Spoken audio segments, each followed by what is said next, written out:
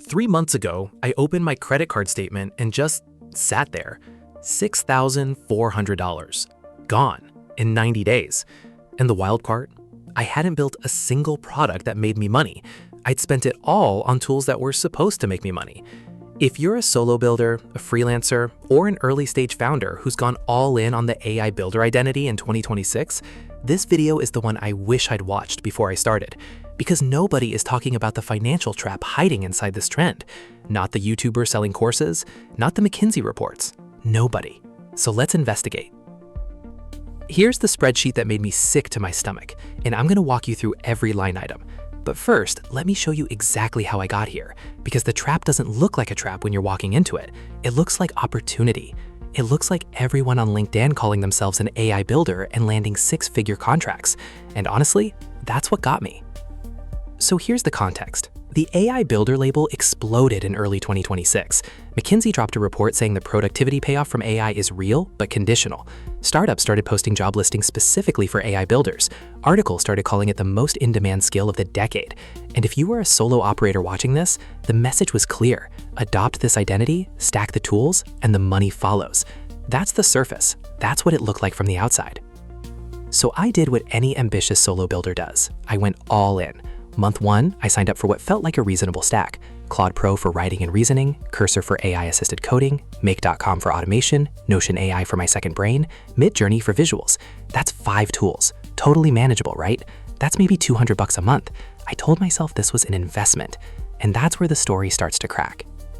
Here's the first suspicious pattern, and this is what most people miss. Every AI tool has a base subscription, but the base plan is almost never enough for actual production use. Zylo's 2026 SaaS Management Index found that organizations spent an average of $1.2 million on AI-native applications, a 108% year-over-year increase. And here's the kicker. Only 51% of those organizations could confidently say their AI investments were delivering returns. That's not a typo. Half the people spending on AI tools can't even prove they're working. And I was about to become a statistic. Let me show you how the math actually worked in my case. Month 1, $210. That's my 5 core tools. Completely fine. But then I hit the limits. Claude's context window wasn't enough for the long-form projects I was doing, so I upgraded. Cursor's agent mode kept timing out on complex code bases, so I bumped the plan. Make.com's operation limits blew through them in week 2, upgraded again. By the end of month 1, I was at $410, not $210, and I hadn't noticed the creep. Month 2 is where it gets worse. And I mean that literally, it gets worse. Because now I'm in the identity. I'm an AI builder. So when a new tool drops, I try it.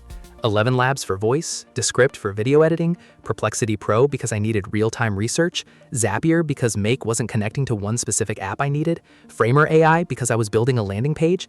That's 5 more tools. I told myself each one was a one-time trial, but trials become habits, and habits become subscriptions. Here's the mechanism, and this is the part I want you to really understand, because once you see it, you can't unsee it. AI tool companies are structurally incentivized to get you hooked at a low price, then extract value through overages, tier upgrades, and API pass-throughs. That entry-level plan at $25 a month, it's not designed for production. It's designed for evaluation. The real cost kicks in the moment you actually start using the tool, and that's not a bug. That's the business model. Now let's follow the money, because here's where it gets interesting. API costs are the invisible line item that nobody budgets for. When you're using AI tools that call external models under the hood, and most of them do, you're paying a pass-through markup on every single API call. OpenAI's API, Anthropic's API, Stability AI's API, each one bills per token, per image, per request, and those costs scale with usage in a way that's genuinely hard to predict. A conversational AI tool serving just 1 million monthly requests can cost between $5,000 and $15,000 a month on major cloud platforms. And here's the part that really got me. I wasn't running a million request system. I was a solo builder, but I was building automations that called AI models repeatedly for content generation, for data processing, for code review, and those costs added up faster than I could track them. By month 2, my API overages charges alone were $340. That's on top of every subscription, and I only found out when I got the bill. There was no warning, no dashboard alert, just a charge. Let me give you the full breakdown, the actual spreadsheet. Month 1, $410 in subscriptions, $95 in API overages. Total, $505. Month 2, $680 in subscriptions because I'd added tools, plus $340 in API overages, plus $120 for a Figma plugin I needed for one project. Total, $1,140. Month 3, this is where it went sideways. I decided to build a small SaaS tool, so I added Supabase, Vercel Pro, Resend for email, and a third-party AI model API for the core feature. Month 3 total, $4,755. Grand total across 90 days, $6,400. And my revenue from all of this? $1,200. So who benefits from this system? Not you. The tool companies benefit from subscription lock-in and overage charges. The cloud providers benefit from infrastructure costs that are genuinely hard to optimize without expertise. And here's the uncomfortable truth. The McKinsey report that everyone cited to justify going all in on AI, it said the productivity payoff is real, but conditional. Conditional on what? On having the right governance, the right measurement, and the right cost controls. Things that solo builders almost never set up before they start spending.